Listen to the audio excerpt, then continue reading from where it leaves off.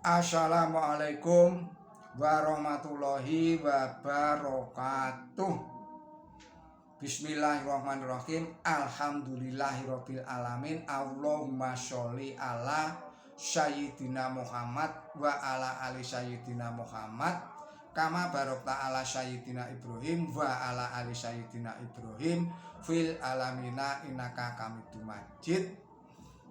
Para kadang pamirsa ingkang kinurmatan dalah kaum mukminin wal mukminat ingkang dipurrahmati Gusti Allah, monggo kula lan panjenengan sedaya ngajengaken pangaji kula tan panjenengan sedaya dhateng dawuh-dawuh ipun Gusti Allah taala ingkang kaserat wonten ing Quran suci menika. Ing sapunika ngancik serat Ali Imran serat 3 ayatipun 3 dosa sekawan dumugi 3 dosa 6 dumateng para kadang pamirsa ingkang kinurmatan ingkang ing sapunika nandhang gerah. Mugi-mugi Gusti Allah taala enggal paring tamba usada wusana seger parasan kados wingi uni. Ugi dumateng para pamirsa saha para kaum muslimin wal muslimat ingkang ing sapunika nandhang masalah ingkang awrat ingkang rumit. Mugi-mugi Gusti Allah taala enggal paring solusinipun ingkang sak sae-saenipun. Mugi-mugi Gusti Allah taala tansah paring dumateng kula panjenengan sedaya paring seger kewarasan ayem tentrem slamet sabar lan tawakal. Mugi-mugi Gusti Allah taala tansah paring gampang lan gampil kula panjenengan sedaya anggen kula lan panjenengan nyambut damel pados rejeki ingkang halalan ingkang thayyiban ingkang barokah ingkang kuwatah turah belawah saged damel sangu umroh dhateng Mekah Al Mukarramah. Ugi mugi-mugi Gusti Allah taala tansah paring pangayoman dhateng kula lan panjenengan sedaya saking godha rencananipun setan lan iblis, saking sedaya fitnahipun Dajjal Ya'juj saha Ma'juj, dalah saking sakehing bebaya. Mugi-mugi bebaya ingkang sampun tumiba linebara dening Gusti Allah taala, mugi-mugi bebaya ingkang dereng tumiba tinolak maring Gusti Allah taala. Monggo kula panjenengan lanjutaken pangaji kula lan panjenengan sedaya tumrap dawuh-dawuhipun Gusti Allah taala wonten ing Quran suci menika. Bismillahirrahmanirrahim. Idh qalat imra'atu imrana rabbi inni nadartu laka ma fi batni muharraran fataqabbal minni innaka antas sami'ul alim. Falamma wada'ataha qalat rabbi inni wada'tuha unsa wallahu a'lamu bima wada'at walaisa alladhi karu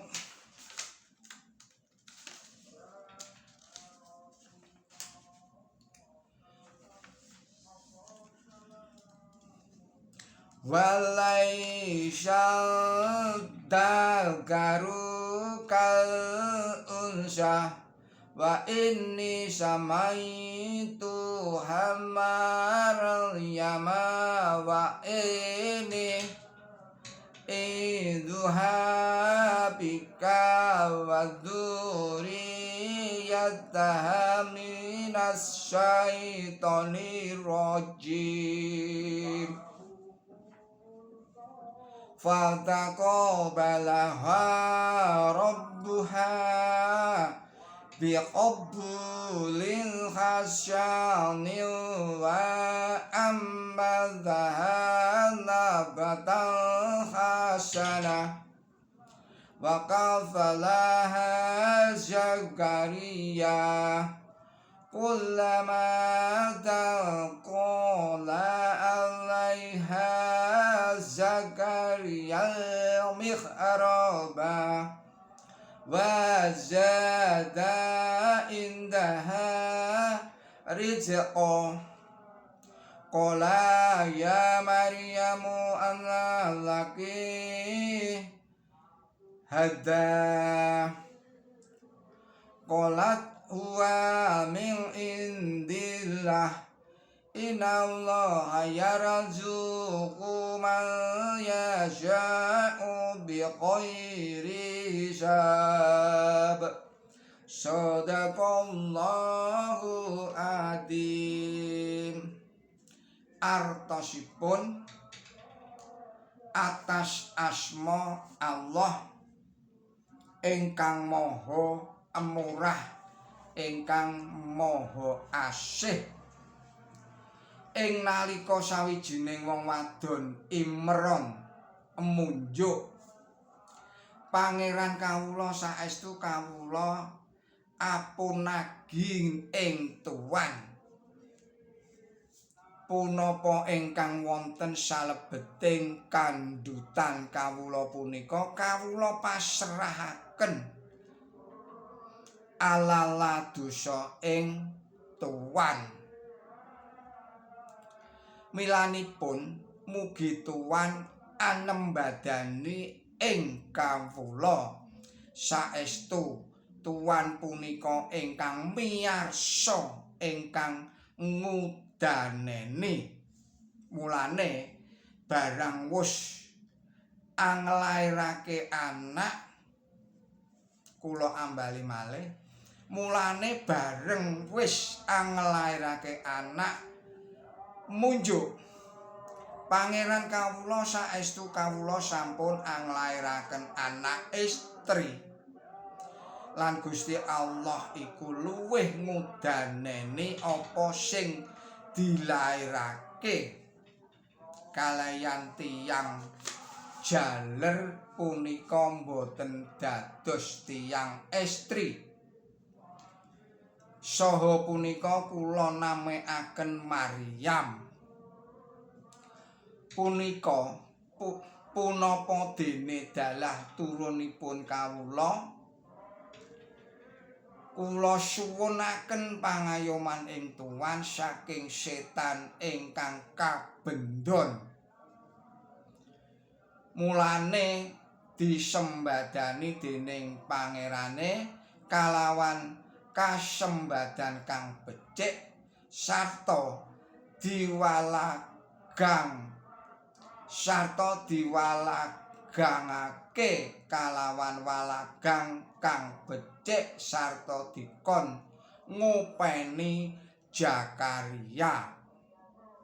Saben-saben Zakaria mlebu marang pangimaman anilike dheweke tinemu ing sandinge ana panganane celatune.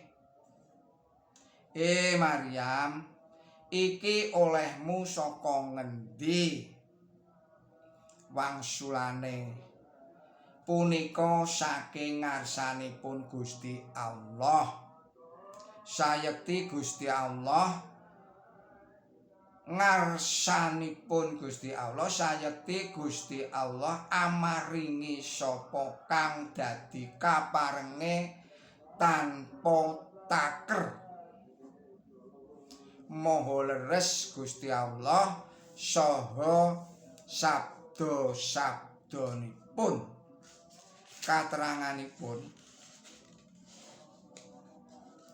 Katerangan ing ayat 3 dosa sekawan. Imro'at punika tegesipun tiyang istri sarta ugi ateges semah. Anggen kula negesi sawijining wong wadon Imron dipun engetana bilih namaning leluhur ingkang ageng piyambak punika asring dipun anggenamakaken bangsa ingkang tuwuh saking piyambakipun kadosta Kedar punika kangge namakaken bangsa trah Ismail. Ismail kangge namakaken bangsa trah Israel. Dados tembung kala wau dipun tegesi tiyang istri saking pancer Imron punika cocok sanget kaliyan ingkang sampun kadhawuhaken ing ayat ingkang sampun nerangaken kapilihipun turun Imron. Pratelan gerban kala wau lajeng dipun sambeti kaliyan katerangan perintah ingkang magepokan kaliyan salah satunggilipun turunipun Amran utawi Imron. Makaten ugi pilihan ingkang angka kalih ingkang kacariyosaken ing ngriki punika ugi magepokan kaliyan salah satunggiling turun Imron inggih punika Kanjeng Nabi Yahya. Awit panjenenganipun punika ugi kagolong traing pandhita sami ugi aluran saking ingkang rama utawi saking ingkang ibu. Saserepan kula sami ing bab leluhuripun Siti Maryam sekedhik sanget ewadene anggenipun Siti Maryam muhung lelados ing padaleman suci awit yuswa 3 taun ngantos dumugi yuswa 12 taun inggih punika miturut cariyos Gethok Tular bab panjenenganipun ingkang namung satunggal til. Punika kenging kangge titikan bilih panjenenganipun punika kagolong dhateng golongan pandhita. Lah inggih awit punika dene ing panggenan sanes panjenenganipun punika kasebut sadulur wadon Harun, boten sadherekipun istri Kanjeng Nabi Musa. Jalaran kapandhitan punika wewenang ingkang mligi tumrap para turunipun Kanjeng Nabi Harun. Ing dalem basa Sematik tembung ab utawi bapa, utawi biyung, ak utawi sedherek jaler, uket sedherek istri punika kanggenipun sakalangkung jembar. Boten kedah mengku teges biyungipun saestu, bapakipun saestu, sedherekipun jaler saestu, tuwin sedherekipun istri saestu.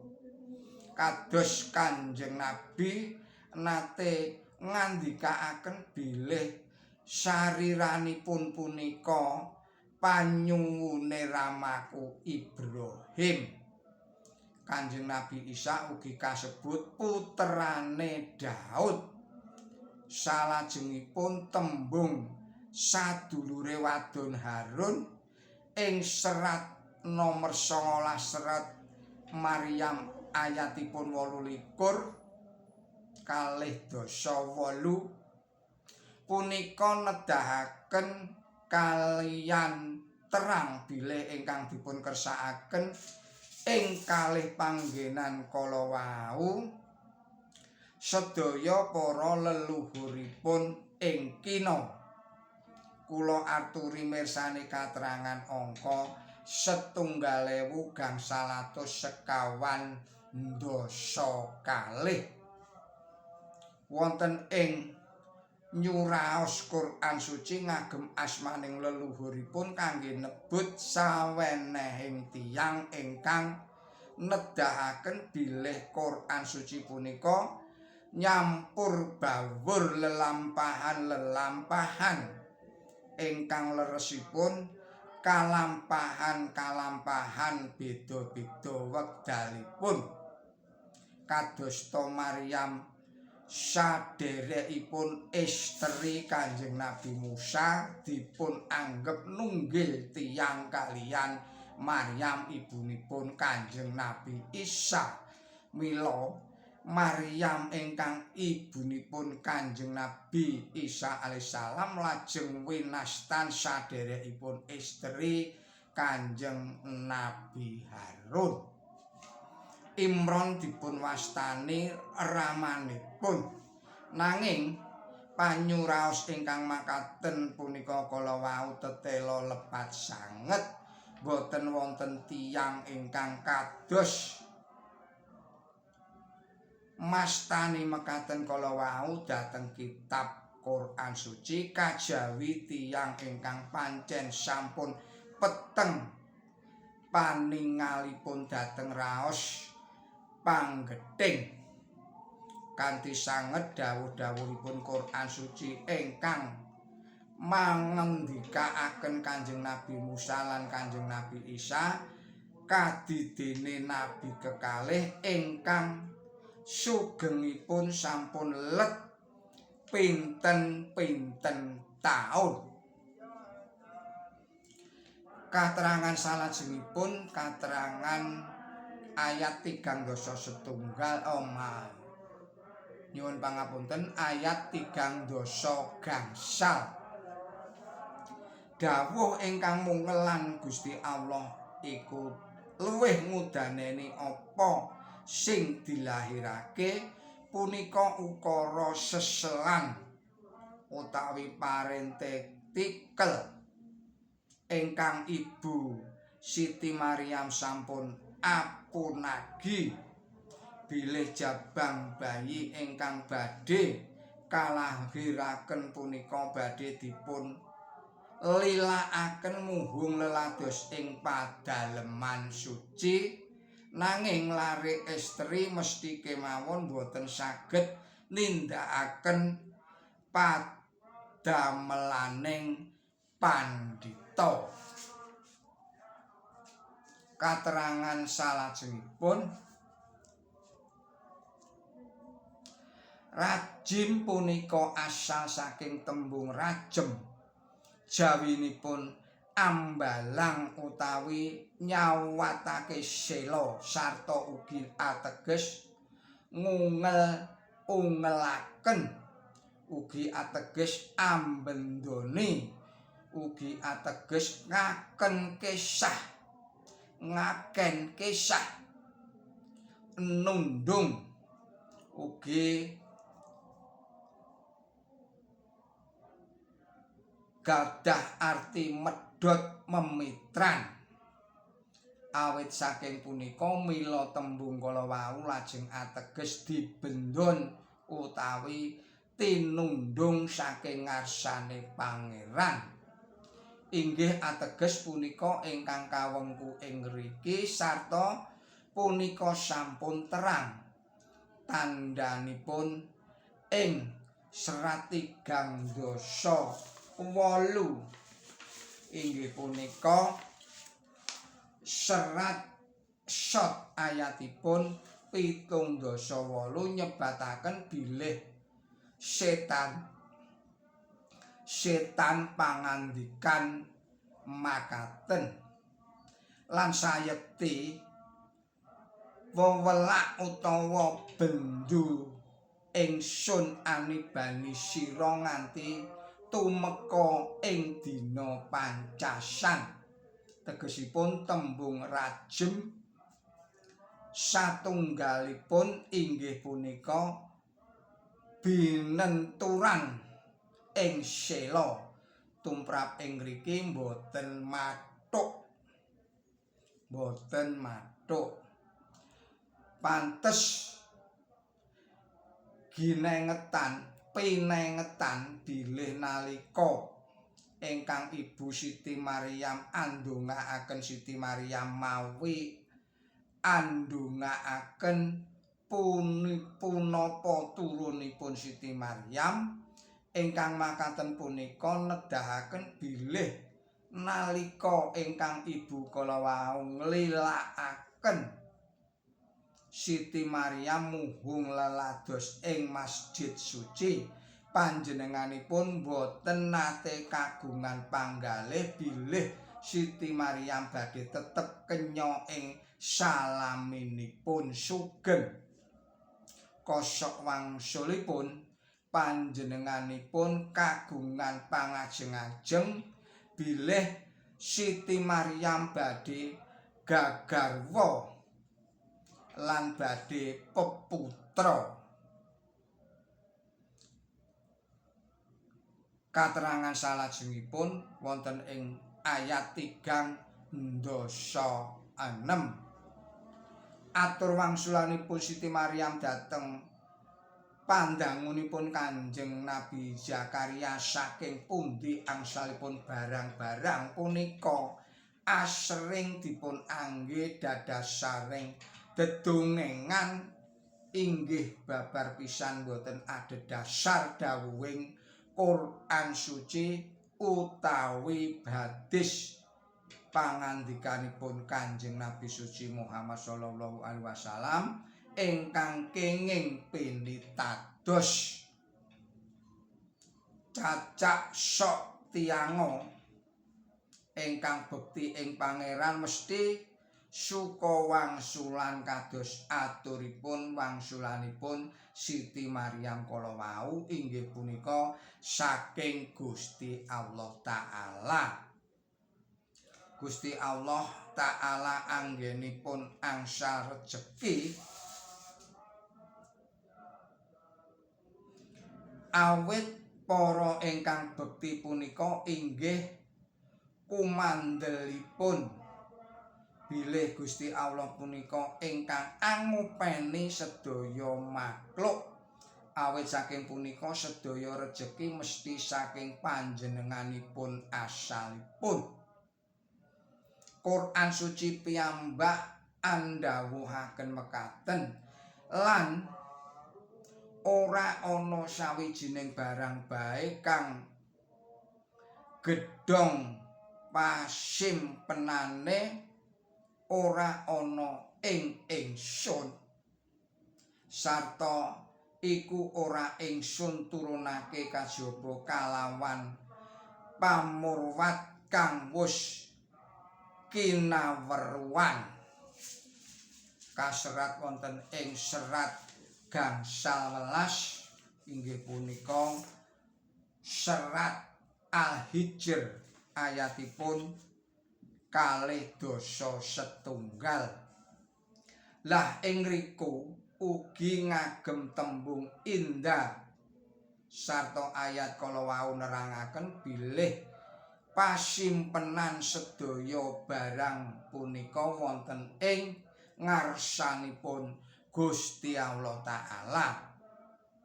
Malah ugi kadhawuhan pisan bilih sedaya barang kala wau Gusti Allah ingkang anurunaken dados wangsulan kala wau boten wonten punapa-punapanipun ingkang nyebal saking pangadatan. Siti Maryam rehning lalados wonten ing masjid suci mesti kemawon dipun pisungsun dening para ingkang sami ngibadah ing riku sarta rehning alantaran nugrahaning pangeran dene panjenenganipun angsal pisungsung kala wau mila panjenenganipun ngendika bilih Gusti Allah Ta'ala ingkang maringi barang-barang punika sedaya. Samboten-botenipun wonten mufasir satunggal ingkang gadhah paham kados mekaten punika kala wau. Para pamirsa ingkang kinurmatan, kaum mukminin wal mukminat ingkang dipun rahmati dening Gusti Allah Taala, kita pungkasi pangaji-aji kula panjenengan sedaya tumrap dawuh-dawuhipun Gusti Allah Taala menika. Mugi-mugi saged ngiyataken iman tuwin takwa kula panjenengan sedaya dhateng Gusti Allah Taala lan ugi saged ngiyataken ilmu tuwin pandamel becik kula panjenengan sedaya. Lepat nyuwun gunging samudra pangaksami. Billahi taufik wal hidayah, ihdinas siratal mustaqim. Wassalamualaikum warahmatullahi wabarakatuh.